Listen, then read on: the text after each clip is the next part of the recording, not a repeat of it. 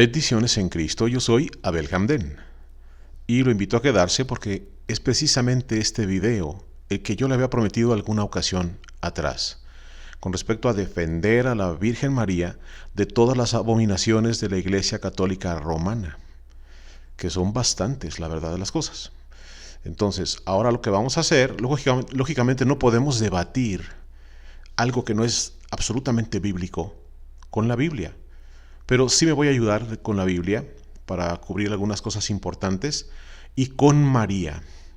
La Virgen María me va a ayudar porque ella va a explicar muchas cosas y va a negar muchas cosas que la Iglesia Católica Romana asume o que dice que así es. Entonces ella me va a ayudar mucho a desbaratar, dentro de lo posible, desbaratar, claro está, los dogmas marianos. Todas las cosas que tengan que ver con María, que son una mentira, la misma María va a desbaratarlos para estos católicos que nomás inventan puros disparates. Imagínense nada más, o sea, estos dogmas que hacen a una mujer que realmente es una verdadera mujer, una hermosa mujer, la Virgen María, en algo, o en una mujer que realmente no existe. O sea, ya no hayan cómo encubrir una mentira con otras 1000 que necesitan hacer. No saben qué hacer.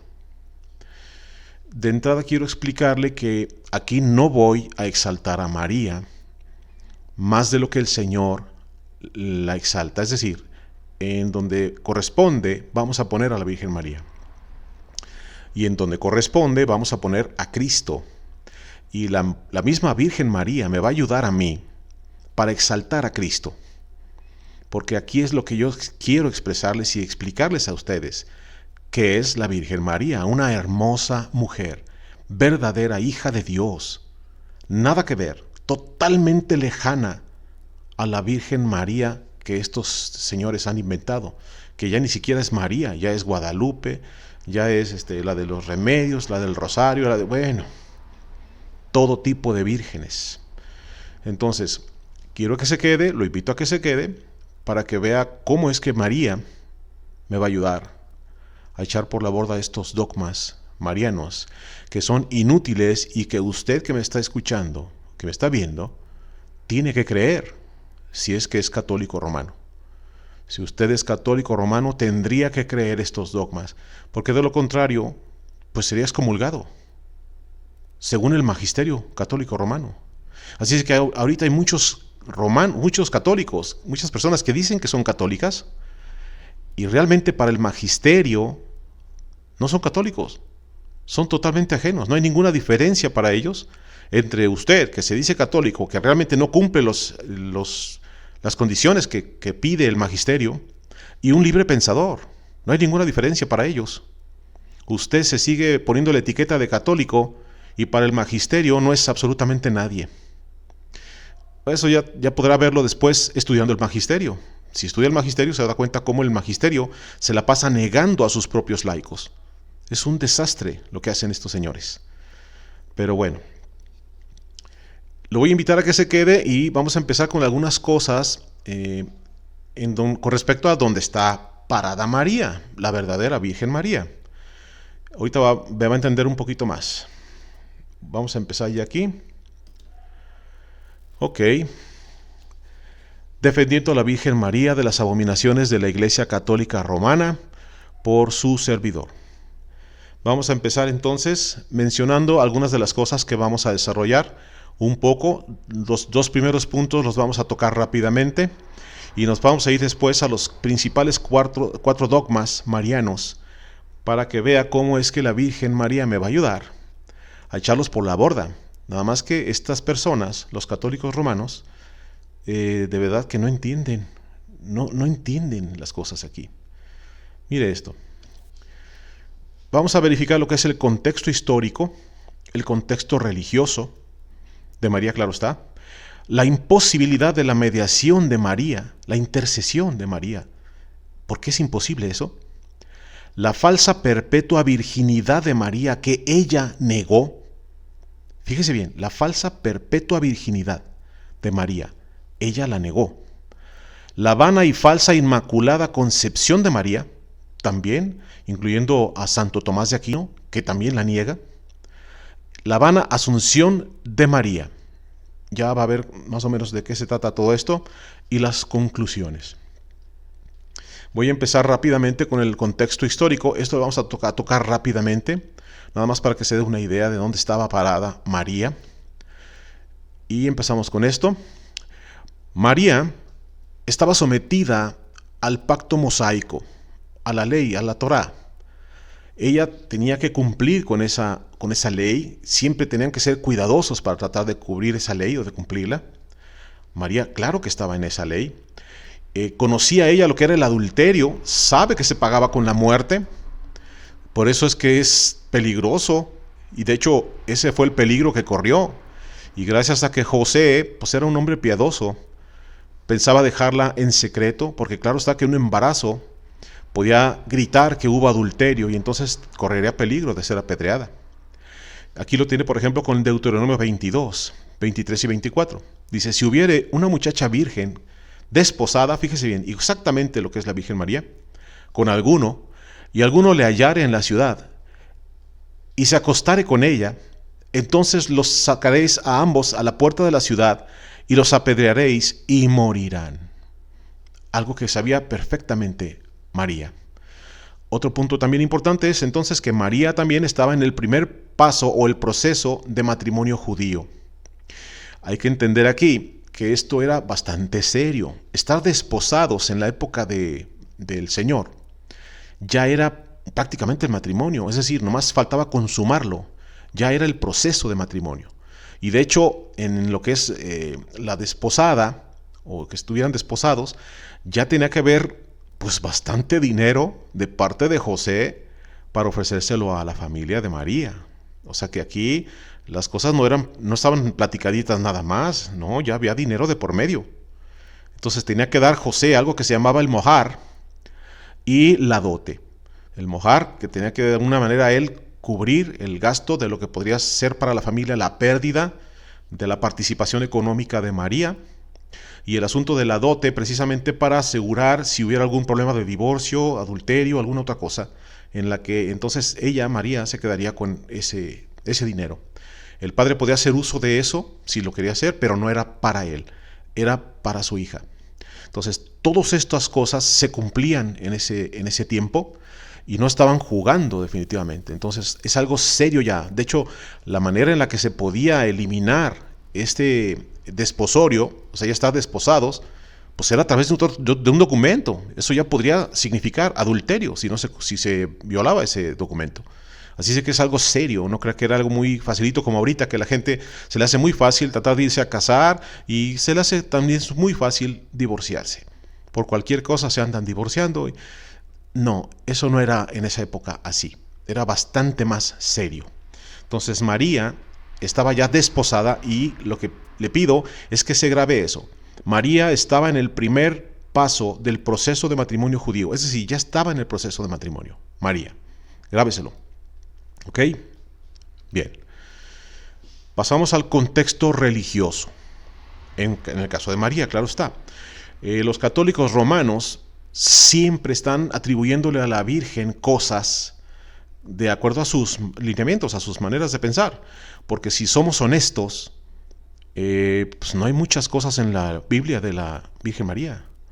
No se escribe mucho sobre ella. Así es de que estas personas pues inventan muchas cosas y no les importa realmente lo que pensaría, por ejemplo, María, que eso es otra cosa que sería interesante de ver, ¿no? Ellos no consideran qué piensa María. Pero aquí es algo que yo le voy a mostrar para que se dé cuenta quién es esa verdadera Virgen María, nuestra preciosa hermana, alguien bienaventurada. Mire lo que dice aquí. María esperaba el Mesías como todos los judíos de su época. Ella sabía que iba a venir el Mesías. Claro, no sabían con quién. Todas las doncellas estaban, pero sí, ilusionadas, pensando que podría venir a través de ellas, ¿no? Claro que María fue la elegida. Y entonces aquí mire, María era temerosa de Jehová de los ejércitos y buscaba agradarle. Esto que voy a decir aquí me parece a mí algo hermoso de parte de María. Creo que es algo que las hermanas, mis hermanas, podrían realmente poner en práctica, porque es un ejemplo precioso de María. Y ahorita va a entender a qué me refiero. En Lucas 1:38a dice: entonces María dijo: he aquí la sierva del Señor, hágase conmigo conforme a tu palabra. Si usted se acuerda, eso se lo dijo al ángel Gabriel. ¿En dónde está lo hermoso aquí? María, cuando el ángel le dice que va a quedar encinta por el Espíritu Santo, procede en una forma segura y total. Es decir, ella no dice: ok, permíteme, déjame ver qué piensa mi marido. O sea, no sé qué puede pensar mi marido, permíteme. No, claro que no. Ella asegura las cosas y dice: esto es del Señor y primero obedezco al Señor que a mi propio marido. Entonces esto es algo importante en las mujeres. Ella lleva a cabo primero el amor hacia el Señor, obediencia hacia el Señor. Eso es algo importante en esto. Fíjese entonces aquí cómo es la Virgen María obediente y lleva a cabo eso. Ciegamente obedece al Señor. No se pone a pensar: no, espéreme, ¿qué pensará mi esposo? ¿No? Y eso es lo que nos llama el Señor. Tanto esposos o esposas. Primero el Señor y después tu cónyuge. Es importante eso. Ahora, estamos a la otra parte, que también dice la Virgen: engrandece mi alma al Señor y mi espíritu se regocija en Dios mi Salvador, porque ha mirado la bajeza de su sierva. Punto importante para comprender cómo la Virgen María es humilde. Ella se humilla ante el Señor. Es punto importante aquí aclarar que ella es temerosa del Señor. Ella se humilla para agradar al Señor, primero que a nadie. Eso es algo digno, eso es algo hermoso de parte de una mujer. Y eso lo está haciendo la Virgen María. Entonces, ¿qué tenemos aquí? Una mujer temerosa del Señor, una mujer humilde, una mujer obediente, totalmente distante a la Virgen que están creando estas personas, al monstruo que están creando, porque es un ser que compite con Dios y con Cristo y también el Espíritu Santo, lo hace a un lado. O sea, estas cosas nada que ver con la verdadera Virgen María. Entonces, procedemos al siguiente punto. Fíjese entonces lo hermoso de María aquí. Entramos en los puntos en donde ya van a empezar a arrancarse los cabellos, algunos católicos, pero aquí empezamos con la imposibilidad de la mediación de María. Yo quiero que comprenda que la mediación es algo bastante serio, la intercesión, que es igual, nomás que ellos tratan de hacer diferencias a como dé lugar, porque en el griego aparece igual. La mediación y la intercesión es prácticamente lo mismo, pero quiero que comprenda que la mediación requiere el sufrimiento y la muerte del mediador. Es imposible que la Virgen María pudiera mediar, porque ella no murió. Ella tendría que morir. Y ahorita va a ver a lo que me voy a referir, porque hay algunas cosas que quiero que comprendan con respecto a lo que significa la mediación. Me voy a pasar aquí, mire, fíjese bien. La mediación requiere muerte y sufrimiento del mediador. Dice: la paga del pecado es muerte. Aquí le quiero poner un ejemplo para que más o menos ubique esto. Vamos a poner un ejemplo de una persona que tiene un Lamborghini. Vamos a ponerlo así. Y hay otra persona que es un motociclista. De alguna manera, en el suceso que estoy tratando de explicarle, el motociclista pierde el control de la moto. Y la moto, porque va muy rápido esto, la moto se estrella directamente contra el Lamborghini y lo hace pedazos. Entonces hay pérdida total del Lamborghini. Imagínelo así.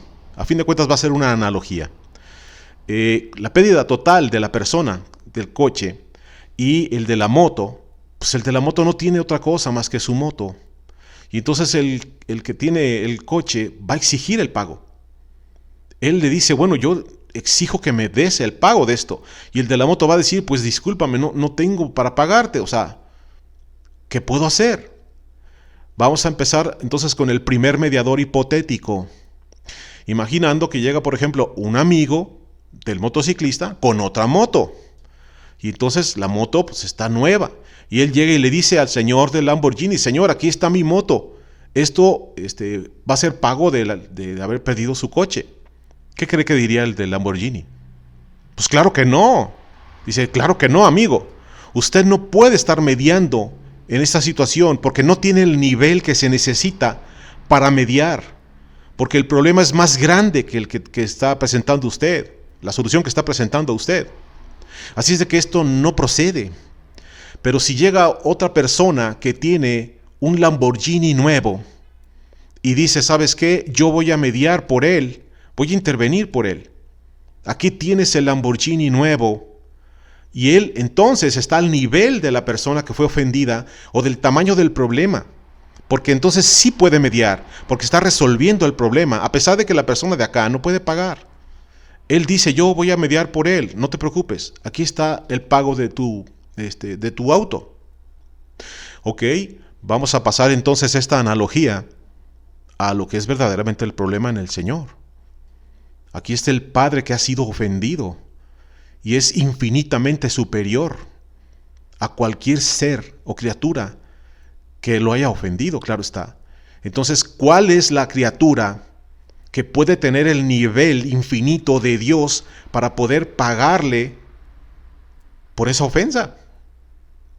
Pues ninguno, más que uno que sea como Dios. Tiene el mismo nivel de Dios y entonces ahora puede mediar. Ese es Cristo. Y es su sangre precisamente que tuvo que derramar, Hebreos 9:22, sin derramamiento de sangre no hay remisión de pecados. Así es de que María, por más que hubiera querido, no hubiera podido pagar absolutamente nada. Primero de los puntos. Segundo de los puntos, tenía que ser un sacerdote, un hombre, no una mujer. Mire esto. La mediación requiere muerte y sufrimiento del mediador. La paga del pecado es muerte. Ahora, el asunto en la paga, dice el Señor, no es un Lamborghini, es la muerte. Tiene que pagar con muerte la persona. Y tiene que ser digno para poder pagar. Así es de que el único digno con el nivel de la persona del que fue ofendido que puede mediar es Cristo para pagar con su muerte. O sea que tenía que tener primero el nivel para poder pagar, para luego entonces poder morir. Porque esa era la paga, la muerte. Y dice entonces, la mediación, abajo ahorita vamos a ver lo de María, la mediación requiere de un sacerdote. Dice aquí, por lo cual también puedes también salvar perpetuamente a los que por él se acercan a Dios, viviendo siempre para interceder por ellos, porque si tal sumo sacerdote nos convenía santo, inocente, sin mancha, apartado de los pecadores y hecho más sublime que los cielos. Ese es Cristo. Entonces, fíjese en este punto.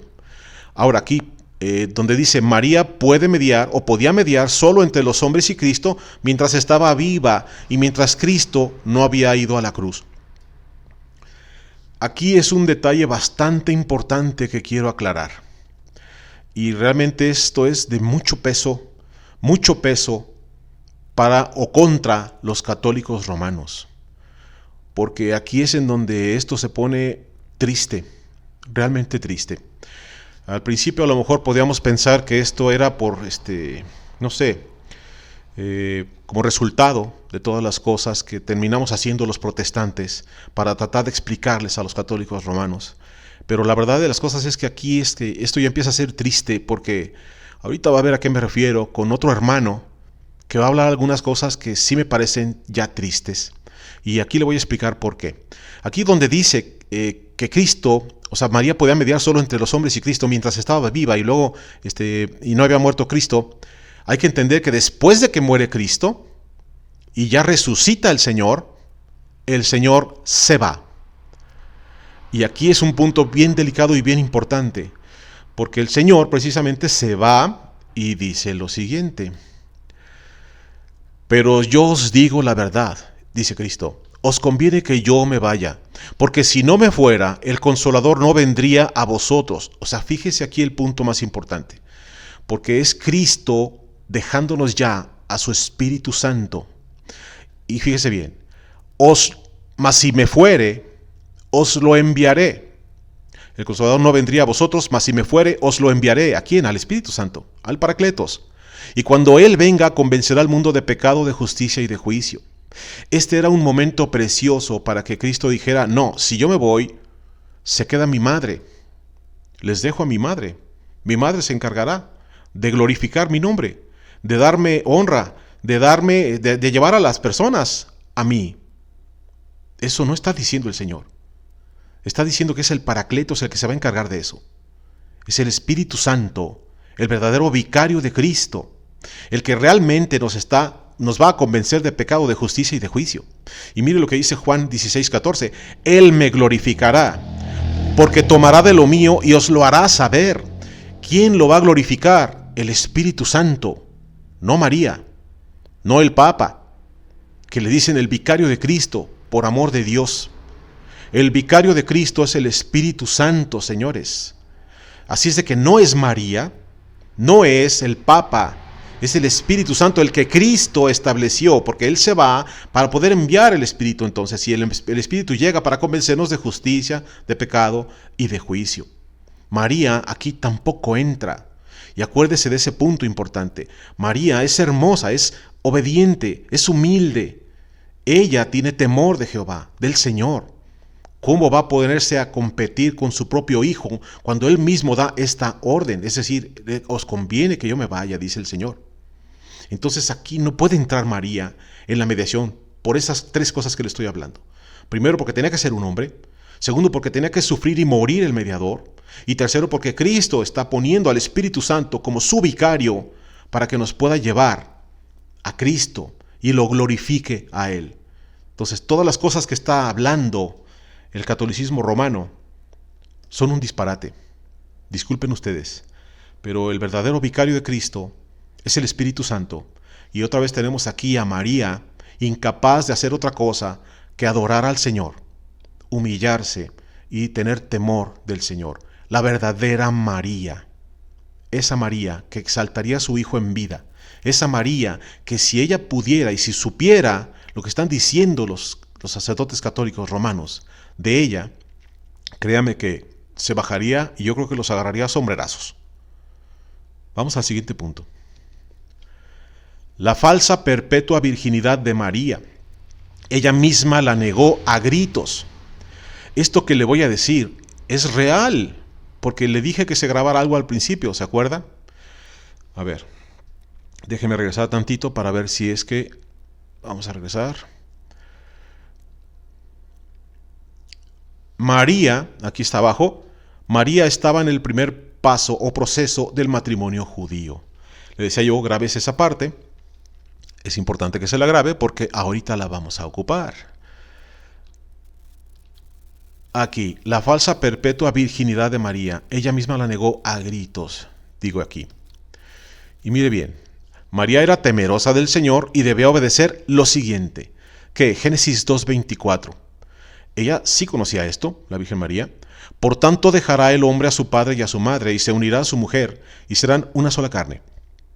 En 1 Corintios 7, 25 y 26 dice, no os neguéis el uno al otro, a no ser por algún tiempo de mutuo consentimiento, para ocuparos sosegadamente en la oración, y volved a juntaros aún en uno, para que no os tiente Satanás a causa de vuestra incontinencia. Ojo con esto, señores.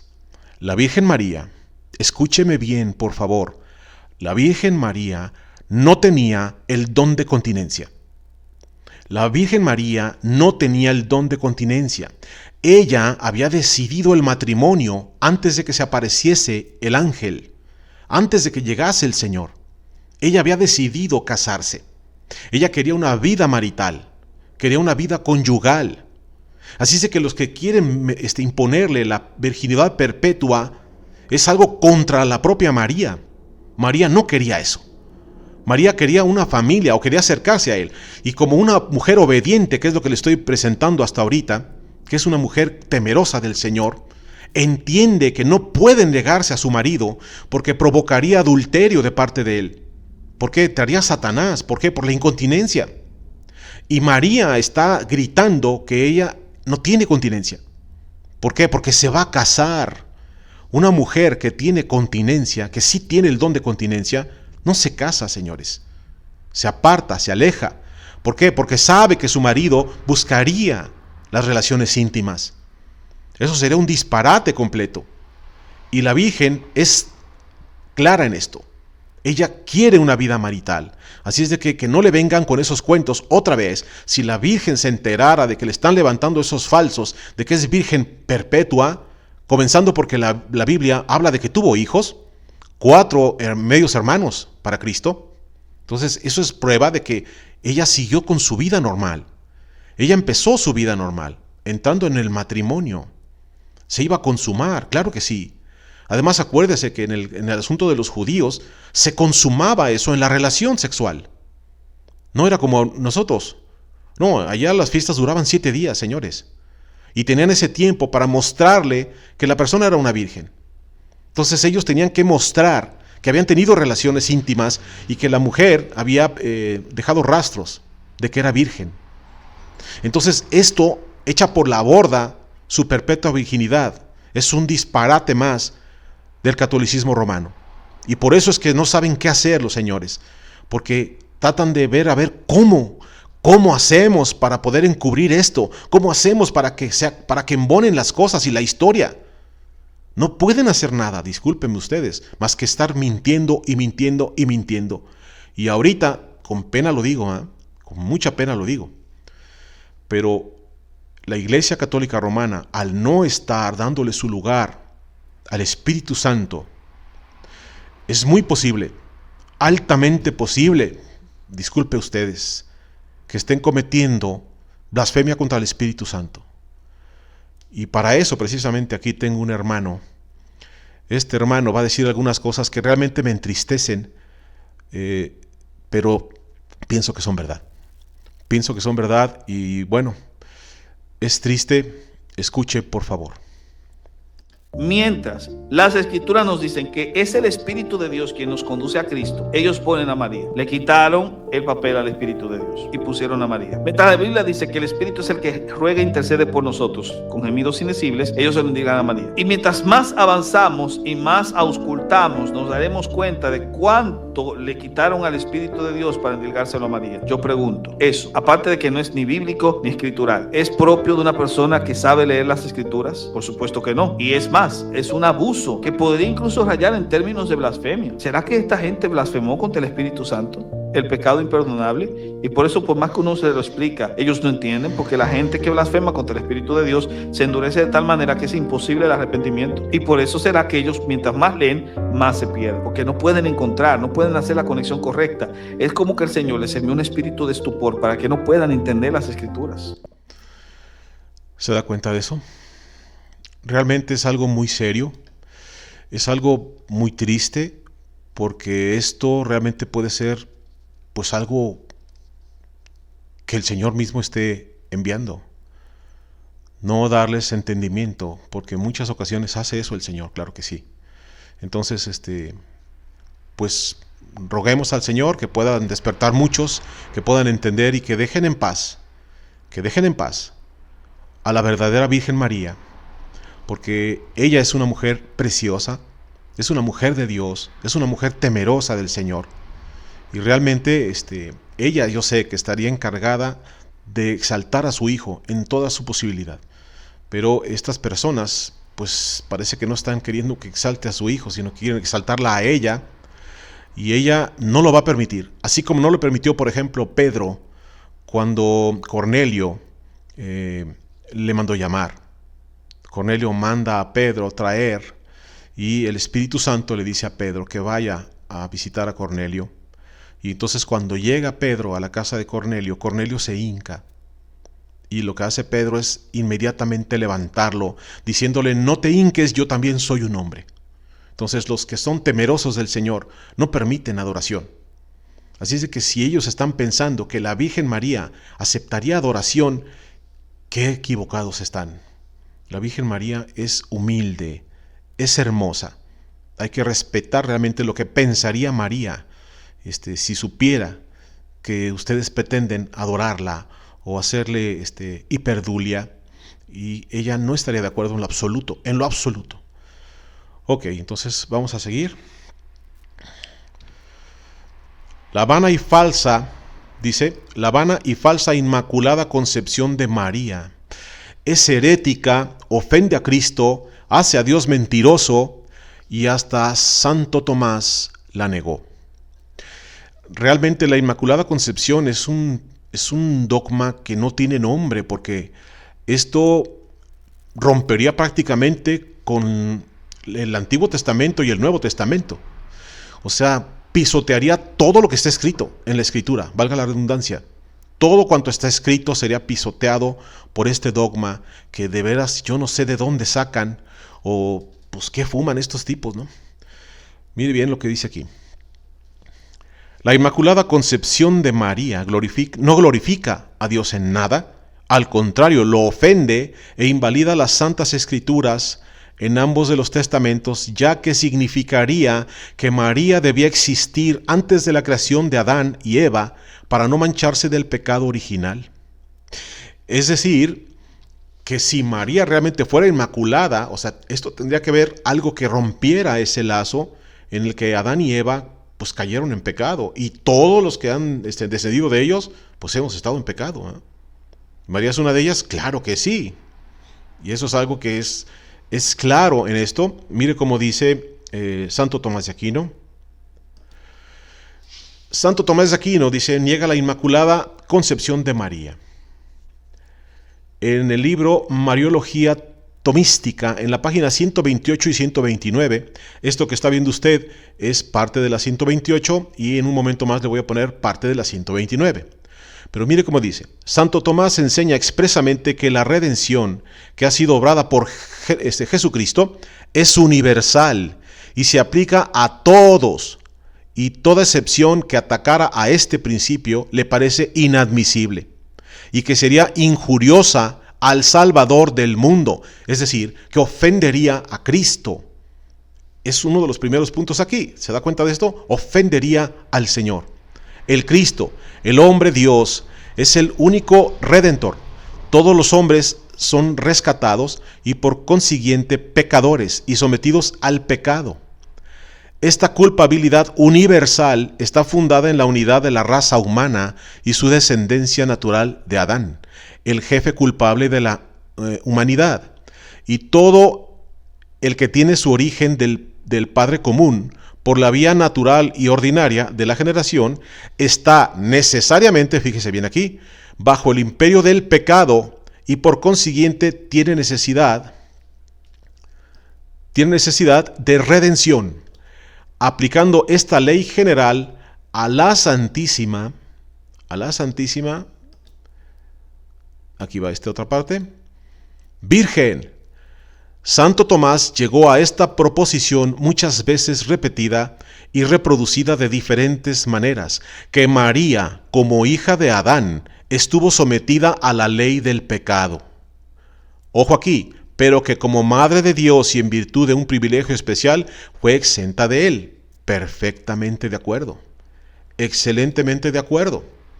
¿María es exenta del pecado? Claro que sí. ¿Del pecado original? Claro que no. Del pecado sí. ¿Por qué? Por el nacimiento de Cristo.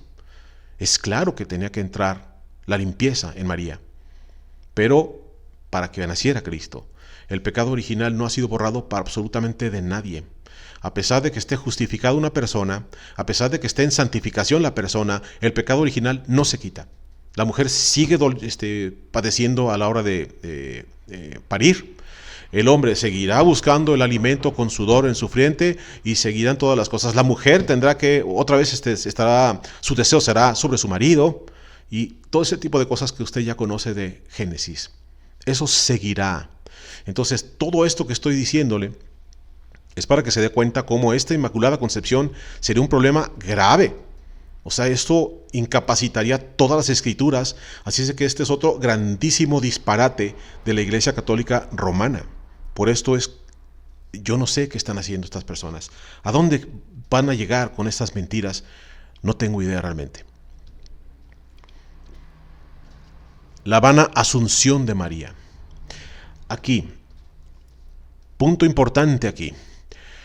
Los católicos romanos siempre están tratando de subir a María. Siempre.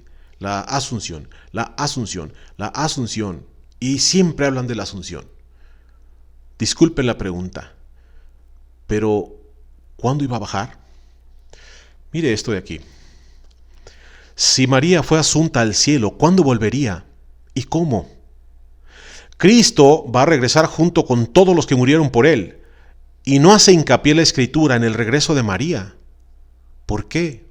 Si usted se va a Primera de Tesalonicenses 4, del 17 en adelante, no habla nada. Si se va a Primera de Corintios 15, del 50 en adelante, tampoco habla nada de María. Habla de los que van a venir con Cristo.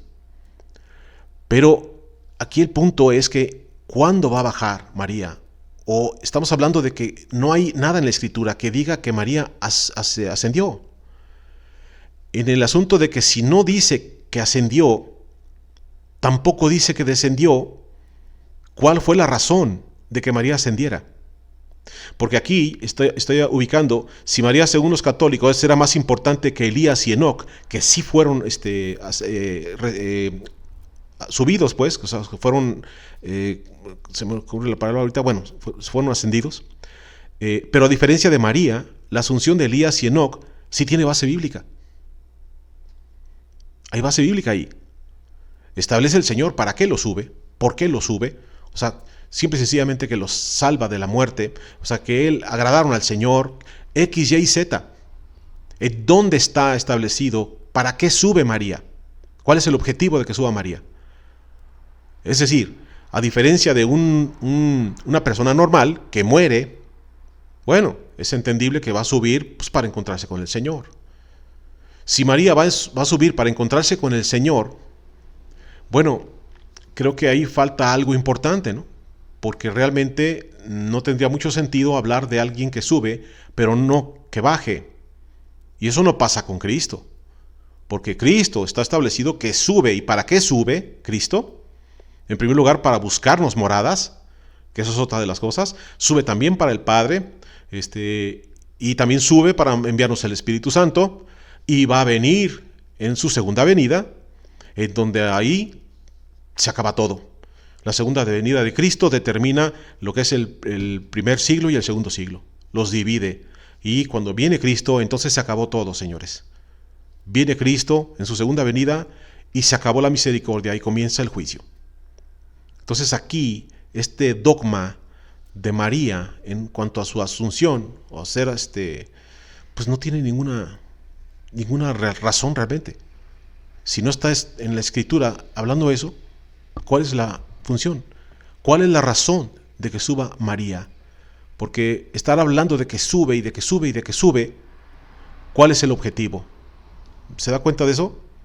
No está establecido en la Biblia para qué subiría María. Porque en la vida real, claro que no subió, es decir, va a subir, pero por su muerte, después de que muere. Claro que murió María, pero los católicos romanos quieren creer que no. Y realmente esto es una mentira. ¿Para qué hacen una mentira de ese tamaño que ni siquiera creen ellos mismos? Conclusiones. Esto realmente es bastante útil, porque aquí es en donde quiero que comprenda lo que realmente dice la Biblia con respecto de la Biblia. ¿A qué nos va a servir esto? Mire lo que dice el Señor en Juan 20. Jesús le dijo: porque me has visto, Tomás, creíste. Bienaventurados los que no vieron y creyeron. Hizo además Jesús muchas otras señales en presencia de sus discípulos, las cuales no están escritas en este libro. Muchas cosas que hizo que no están escritas en el libro, dice. Pero estas se han escrito para que creáis que Jesús es el Cristo, el Hijo de Dios, y para que creyendo tengas vida en su nombre. Fíjese, estas palabras son importantísimas. ¿Por qué? Porque lo que nos está queriendo decir aquí el Señor es que lo que está escrito nos va a ayudar a creer, nos va a ayudar a la fe para ser salvados. Esto es algo importantísimo, porque si aquí, mire, en 2 de Timoteo 3, pero persiste tú en lo que has aprendido y te persuadiste, sabiendo de quién has aprendido, y que desde la niñez has sabido las sagradas escrituras, las cuales te pueden hacer sabio para la salvación por la fe que es en Cristo Jesús. Yo quiero explicarle con esto. todas las cosas que están escritas en la Escritura, valga la redundancia, llevan a Cristo. Y eso lo va a salvar a usted. Es decir, el Señor está prometiéndonos que es a través de su palabra que Él nos da la salvación. Es precisamente lo que le pasó a Cornelio y a su familia cuando mandó llamar a Pedro. Porque si se da cuenta, el Señor ya tenía elegidos a Cornelio y a su familia, pero no los salvó hasta que llegó Pedro para predicarles el Evangelio. Estaban esperando que fuera Pedro a predicar el Evangelio para ser salvados, ellos, toda su familia. Es importantísimo que comprenda que lo que viene en la palabra del Señor, lo que está escrito en la Biblia, lo va a llevar a Cristo y entonces a la salvación. Todos estos dogmas que acabo de hablar, que acabo de presentar, que estos señores inventaron, no están en la Escritura. Todo eso no sirve en lo absoluto para la salvación. Si usted se quiere salvar, no tiene que seguir estos dogmas ridículos que nada tienen que ver realmente con la salvación del Señor. Usted apéguese, yo le digo sinceramente, apéguese a las Escrituras. Y estamos hablando de las Escrituras verdaderas de 66 libros. Apéguese a las Escrituras, léalas de todo su corazón y busque la misericordia del Señor para que pueda ser salvado. Y dése cuenta quién es María. Es una verdadera hija de Dios, es hermosa la señora. Ella es obediente, humilde. Esa es María, la Virgen María. No el monstruo que está inventando la Iglesia Católica Romana, que tiene yo no sé cuántas cosas y cuántos poderes y cuántas intervenciones y cuántas intercesiones y no sé cuántas cosas más les inventan. Ella no es María. No sé quién es ella. No sé qué será eso. Pero María es la que le acabo de presentar, que es temerosa del Señor y que ama al Señor y a su Hijo. Y ella sabe que necesita un Salvador y es su Hijo. Claro que sabe que es su Hijo. Ella exaltará a Jesucristo. Y el vicario de Cristo es el Espíritu Santo y nadie más.